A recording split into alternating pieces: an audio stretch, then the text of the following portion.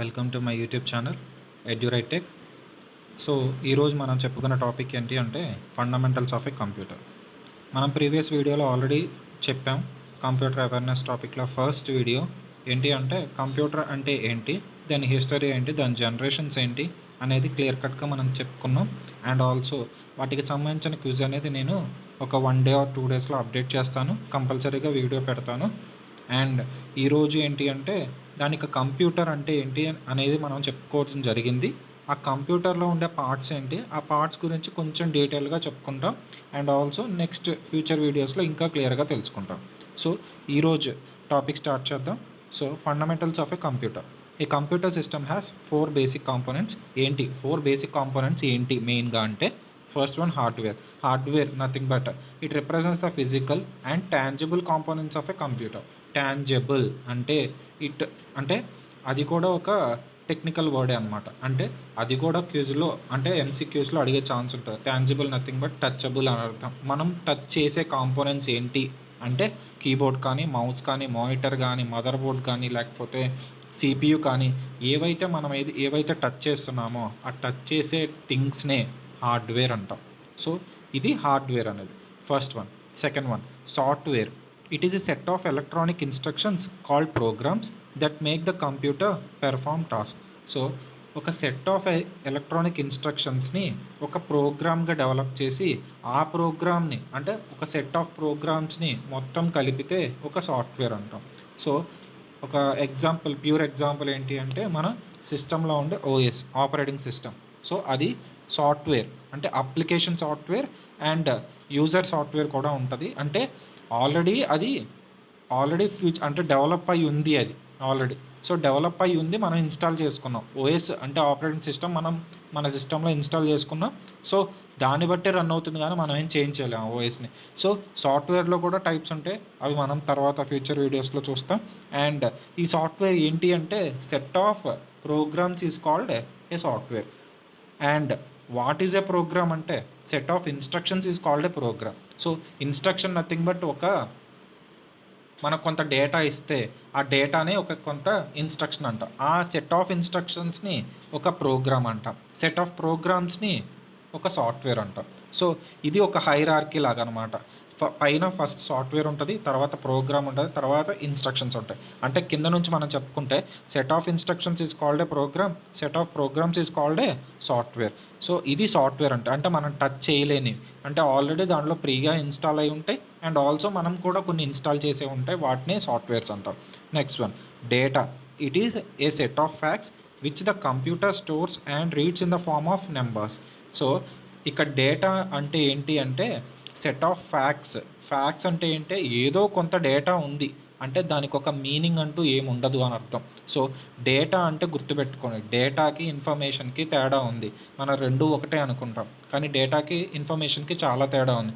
Data అంటే ఏంటి అంటే కొన్ని ఫ్యాక్ట్స్ ఉన్నాయి, అంటే కొంత ఏదో సంథింగ్ డేటా అనేది ఉంది, దానికి ఎటువంటి మీనింగ్ అనేది ఉండదు. అంటే ఒక సీక్వెన్స్ కానీ, ఒక ఆర్డర్ కానీ, ఒక లాజికల్ మీనింగ్ కానీ అనేది ఉండదు అనమాట.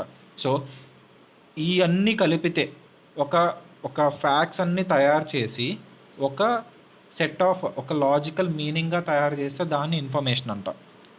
ఎటువంటి లాజికల్ మీనింగ్ లేకుండా ఒక సెట్ ఆఫ్ ఫ్యాక్ట్స్ ఉంటే దాన్ని డేటా అంటాం. ఆ డేటానే మనం ఇస్తాం అనమాట.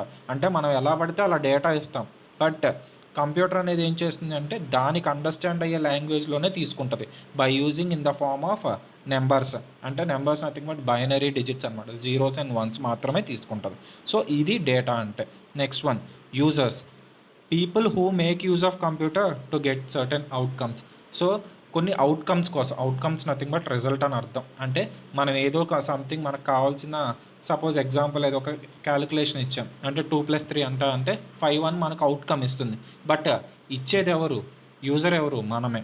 సో మనం ఇచ్చిన దాన్ని కంప్యూటర్ యూజ్ చేసుకొని దాన్ని ప్రాసెస్ చేసి మనకి సర్టెన్ అవుట్కమ్ అనేది, సర్టెన్ రిజల్ట్ అనేది ఇస్తుంది. దాన్నే మనం యూజర్ అంటున్నాం. అంటే ఎవరైతే ఇస్తారో దానికి ఇన్స్ట్రక్షన్ అనేది వాళ్ళని యూజర్ అంటాం. So these 4 components are in the computer సిస్టమ్కి ఈ 4 కాంపోనెంట్స్ అనేవి ఉంటాయి అని చెప్తున్నాం. నెక్స్ట్ వన్ మదర్ బోర్డ్ అంటే ఏంటి అనేది క్లియర్గా ఇక్కడ చెప్తాం. Printed circuit board of a computer that carries the central processing unit chip and Ram, RAM and basic input output system chip. So ఇక్కడ కొన్ని చిప్స్ అనేవి ఉంటాయి. సో ఎటువంటి అంటే CPU, Ram, RAM and basic input output system chip. So ఈ 4 chips అనేవి ఈ printed circuit board అనేది హ్యాండిల్ చేస్తుంది. ఆల్రెడీ ప్రింటెడ్ సర్క్యూట్ బోర్డ్ ఒక సర్క్యూట్ లాగా ఉంటుంది. బోర్డ్ అనేది ఒక చిన్న బోర్డ్ లాగా ఉంటుంది. అంటే ఒక స్క్వేర్ షేప్, రెక్టాంగులర్ షేప్లో బోర్డ్ అనేది ఉంటుంది బేస్డ్ ఆన్ ద సిస్టమ్. అలా ఉంటుంది. దాని మీద ట్రాన్సిస్టర్స్, కెపాసిటర్స్, సో వాటికి సంబంధించిన ఎలక్ట్రానిక్ ఎక్విప్మెంట్స్ మొత్తం దాని మీద ఉంటాయి. దాంట్లో ఉండే చిప్స్ అనేవి RAM, Ram and CPU chip and bias chip, ఇవన్నీ ఒక బోర్డ్లో కలిసి ఉంటే దాన్నే మనం మదర్ బోర్డ్ అంటాం. ఆల్రెడీ ప్రింటెడ్ అయి ఉంటాయి అనమాట. అంటే ఇక్కడ ట్రాన్సిస్టర్, ఇక్కడ కెపాసిటర్, సో ఇక్కడ ర్యామ్ ఇన్స్టాల్ చేయాలి, లేకపోతే ర్యామ్ అనేది ఇక్కడ చిప్ అనేది పెట్టాలి. సో ఇవన్నీ ఆల్రెడీ ప్రింటెడ్ అనమాట, ప్రింటెడ్ అయి ఉంటాయి. సో దాన్నే ఆ బోర్డ్నే మదర్ బోర్డ్, మెయిన్గా కావాల్సిన సిస్టమ్కి మదర్ బోర్డ్ అనమాట. సో మొత్తం హ్యాండిల్ చేసేది ప్రాసెసింగ్ మొత్తం ఇక్కడ జరుగుతుంది అండ్ స్టోరేజ్ మొత్తం ఇక్కడ జరుగుతుంది. మొత్తం దీని గురించే తెలుసుకుంటాం తర్వాత ఫ్యూచర్లో. సో నెక్స్ట్ వన్ ఏంటి అంటే basic computer organisation and data processing. అసలు బేసిక్గా కంప్యూటర్ అంటే లోపల ఎలా జరుగుతుంది, మనం ఇన్పుట్ ఎలా ఇస్తాం, అది అవుట్పుట్ ఎలా ఇస్తుంది, ప్రాసెస్ ఏం చేస్తుంది, ఎవరు చేస్తారు ప్రాసెసింగ్ అనేది ఈ బేసిక్ స్ట్రక్చర్లో తెలుసుకుంటాం. Basic diagram of a computer consist of input unit, output unit and central processing unit, CPU అని అర్థం. So input unit, output unit and central processing అంటే ప్రాసెస్ చేసేది అని అర్థం. సో అక్కడే ప్రాసెసింగ్ మొత్తం జరుగుతుంది. ఇన్పుట్ మనం ఇస్తాం, అంటే నథింగ్ బట్ యూజర్ ఇస్తాం. మనం ఆల్రెడీ కాంపోనెంట్స్లో చెప్పాం యూజర్ కూడా ఒక కాంపోనెంట్ అని. సో యూజర్ అనేది ఇన్పుట్ ఇస్తాం, దాంట్లో జరిగే ప్రాసెసింగ్ మొత్తం సిపియూలో జరుగుతుంది. అవుట్పుట్ అనేది మనకు మానిటర్ మీద డిస్ప్లే అవుతుంది. సో ఇక్కడ ఒక డయాగ్రామ్ చూస్తున్నాం చూడండి. ఇన్పుట్ యూనిట్ మెయిన్ మెమరీ ఉంది, సెకండరీ మెమరీ ఉంది, కంట్రోల్ యూనిట్ ఏఎల్యు అంటే arithmetic logical unit and output unit ఉంది. సో ఇక్కడ వీటన్నిటి గురించి క్లియర్గా తెలుసుకుందాం చూడండి ఒకసారి. Input unit, it is used for giving instructions and data by using input devices. Input devices ద్వారా కొన్ని ఇన్స్ట్రక్షన్స్ లేకపోతే కొంత డేటా అనేది ఇస్తే కనుక దాన్నే మనం ఇన్పుట్ యూనిట్, ఆ ఇన్పుట్ యూనిట్ తీసుకుంటుంది అని అర్థం. ఎవరిస్తే? యూజర్ ఇస్తే. యూజర్ కొన్ని ఇన్స్ట్రక్షన్స్ కానీ కొంత డేటా కానీ ఇస్తాం, ఓకేనా, సిస్టమ్కి ఇస్తాం. ఆ ఇన్పుట్ యూనిట్ అనేది తీసుకుంటుంది by using some devices, input devices ద్వారా. సో ఇన్పుట్ డివైజెస్ చాలా ఉంటాయి, అవి తర్వాత క్లియర్ కట్గా తర్వాత తెలుసుకుంటాం. సో నెక్స్ట్ వన్, దాంట్లోనే it converts these instructions and the data to the computer acceptable format and supplies the converted instructions and data to the computer system for further processing. So ఇది చదవటానికి కాస్త పెద్దదిగా ఉన్నా అది క్లియర్గా అర్థం కావడానికి చాలా సింపుల్ థింగ్ అనమాట. అంటే మనం ఇచ్చే ఇన్స్ట్రక్షన్స్ని లేకపోతే మనం ఇచ్చే ఎట్లా పడితే అలా ఇచ్చే డేటాని కంప్యూటర్ అనేది దాని యాక్సెప్టబుల్ ఫార్మాట్గా తీసుకుంటుంది. దాని acceptable format nothing but zeros and once and supplies these converted instructions and also మనం ఇచ్చే డేటాని, ఈ ఇన్స్ట్రక్షన్స్ని కానీ ఆ డేటాని కానీ సప్లై చేస్తూ, దేనికి సప్లై చేస్తుంది? మిగతా డివైజెస్కి సప్లై చేస్తూ, దేనికోసం సప్లై చేస్తుంది? ప్రాసెసింగ్ కోసం సప్లై చేస్తుంది. అదే చెప్తున్నాడు. It the converted instructions and the data to the computer system for further processing. Further process చేయడానికి ఆ ఇన్పుట్ యూనిట్ అనేది మిగతా డివైజెస్ అన్నిటికీ పంపిస్తుంది, లోపల ఉన్న డివైజెస్కి. అంటే ఏది ఎక్కడ అవసరమో, అంటే మనం ఇచ్చిన ఇన్స్ట్రక్షన్స్ అండ్ లేకపోతే మనం ఇచ్చిన డేటా దేనికి సంబంధించింది అనేది అది ఫర్దర్ ప్రాసెసింగ్కి పంపిస్తుంది అనమాట. అది input unit. Next one, central processing unit. It performs a processing inside a computer. అంటే కంప్యూటర్ లోపలే జరుగుతుంది ప్రాసెసింగ్ అనేది, అది జనరల్గా తెలిసిందే. CPUs have been constructed on a single integrated circuit called microprocessor. ఇది ఆల్రెడీ మీకు ప్రీవియస్ వీడియోలో చెప్పాను. మైక్రో ప్రాసెసర్ అనేది మనం యూజ్ చేస్తున్నాం ఇప్పుడు. సింగిల్ ఐసీ, ఇక్కడ ఐసీ అనే nothing but integrated circuit, single IC called microprocessor. ఈ మైక్రో ప్రాసెసర్ ద్వారా సిపియూస్ అనేది కన్స్ట్రక్ట్ అయ్యి ఉన్నాయి. ఆ మైక్రో ప్రాసెసర్ అనేది మనకి ప్రాసెస్ చేస్తూ ఉంటుంది. అండ్ ఇవి ఏమి కన్స్ట్రక్ట్ చేసి, అంటే ఈ సిపియూలో ఏమి కన్సిస్ట్ అయ్యి ఉంటాయి అంటే control unit, ALU and also memory unit, ఈ మూడు ఉంటాయి అన్నమాట సిపియూలో. సో ఒక్కొక్క పని ఒక్కొక్కటి చేస్తుంది అనమాట. క్లియర్గా చూద్దాం ఆ ఒక్కొక్క దాని గురించి. First one, control unit. It manages the computers various components. Various components అంటే కంప్యూటర్లో ఉన్న వేరియస్ కాంపోనెంట్స్ అన్నిటిని మేనేజ్ చేస్తూ ఉంటుందన్నమాట అర్థం. So next, it reads and interprets the program instructions and transforming them into control signals that activate other parts of the computer. అది ఏం చేస్తుంది కంట్రోల్ యూనిట్ అంటే, మనం ఏదైతే డేటా ఇస్తున్నామో ఆ డేటాని రీడ్ చేసుకుంటుంది and interprets, nothing but converting, compiling అర్థం అర్థం అనమాట. అంటే ఆ ప్రోగ్రామ్ ఇన్స్ట్రక్షన్స్ని ఇంటర్ప్రిట్ చేస్తుంది. అంటే ఎటువంటి ఎర్రర్స్ ఉన్నాయా లేదా, లేకపోతే దానికి తగ్గట్టుగా కంపైల్ దానికి తగ్గట్టుగా కన్వర్ట్ చేసుకుంటుంది అనమాట. ఇంటర్ప్రిట్ అంటే ఒక్కొక్క ఇన్స్ట్రక్షన్ని చెక్ చేసుకోవటం అని అర్థం. So interprets the program instructions and transforming them into control signals. So ఇది ఏం చేస్తుంది అంటే ఒక సిగ్నల్ లాగా కన్వర్ట్ చేస్తుంది మనం ఇచ్చే డేటా అనేది. ఆ కంట్రోల్ సిగ్నల్స్ని ఎవరికి పంపుతుంది అంటే other parts of a computer. అంటే మనం ఇచ్చే డేటా ఏ డివైస్కి సంబంధించింది, ఏ యూనిట్కి సంబంధించింది అనేది ఫర్దర్గా ప్రాసెస్ చేయడానికి అదర్ పార్ట్స్ ఆఫ్ ఏ కంప్యూటర్కి సెండ్ చేస్తుంది బై యూజింగ్. అంటే ఎలా పంపిస్తుంది అంటే కంట్రోల్ సిగ్నల్స్ ద్వారా పంపిస్తుంది, అలా పంపిస్తుంది అనమాట. సో దీన్ని కంట్రోల్ యూనిట్ అంటున్నాం. సో కంట్రోల్ యూనిట్ చేసే పని అది అర్థం. ఓకేనా. Next one, arithmetic and logical unit, ALU. It performs both arithmetic and logical operations. పేర్లోనే ఉంది కదా, arithmetic and logical unit. So arithmetic operations చేస్తుంది as well as logical operations చేస్తుంది అని అర్థం. Arithmetic nothing but addition, subtraction, multiplication, division and also modulus operations కూడా, కొన్ని complex operations కూడా చేయగలుగుతుంది అని అర్థం అనమాట.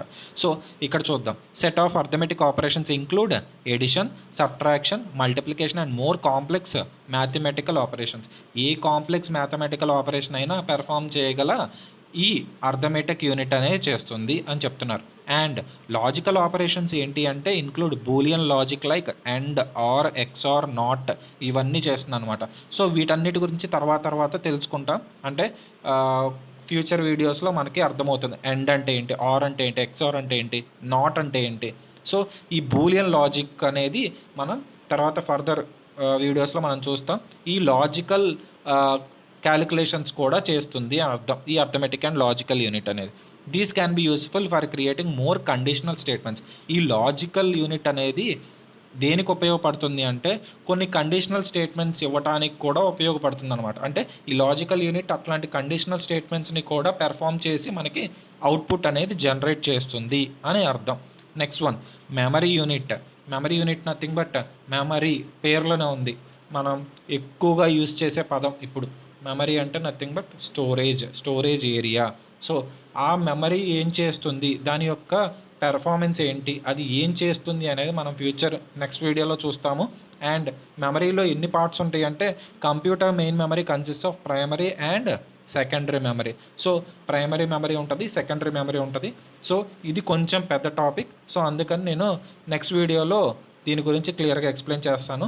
సో ప్రైమరీ మెమరీ అంటే ఏంటి, సెకండరీ మెమరీ అంటే ఏంటి, ప్రైమరీ మెమరీలో ఎన్ని టైప్స్ ఉంటాయి అండ్ సెకండరీ మెమరీలో ఎన్ని టైప్స్ ఉంటాయి, మనం ఈ ప్రైమరీ అండ్ సెకండరీ మెమరీ గురించి క్లియర్గా, అంటే ఆల్రెడీ మనకి డైలీ యూసేజ్లోనే తెలిసిపోతుంది అనమాట. అంటే మనం యూజ్ చేసే వాటిల్లోనే ఈ ప్రైమరీ అండ్ సెకండరీ మెమరీస్ ఉంటాయి. బట్ మనకు అవేమీ తెలియదు. సపోజ్ ఒక పెన్ డ్రైవ్ ఉంది, పెన్ డ్రైవ్ దేనికి యూజ్ చేస్తున్నాం మనం, ఒక స్టోరేజ్ డివైస్, అది ఈజీగా క్యారీ చేసుకోవడానికి. కానీ అది ఏ టైప్ ఆఫ్ మెమరీ అనేది మనం చెప్పలేం, ఎందుకంటే ఎవరికి తెలియదు కాబట్టి. సో మ్యాక్సిమం చాలామందికి తెలియకపోవచ్చు, ఎందుకంటే అంటే కొంతమంది చదువుకున్న వాళ్ళు ఉంటారు, కొంతమంది చదువుకోని వాళ్ళు ఉంటారు.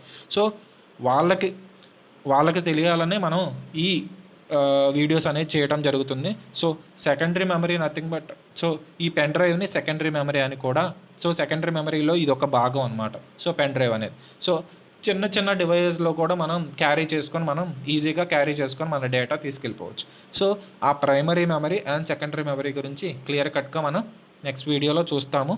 సో ఇంతవరకు మీకు అర్థమైందని నేను అనుకుంటున్నాను.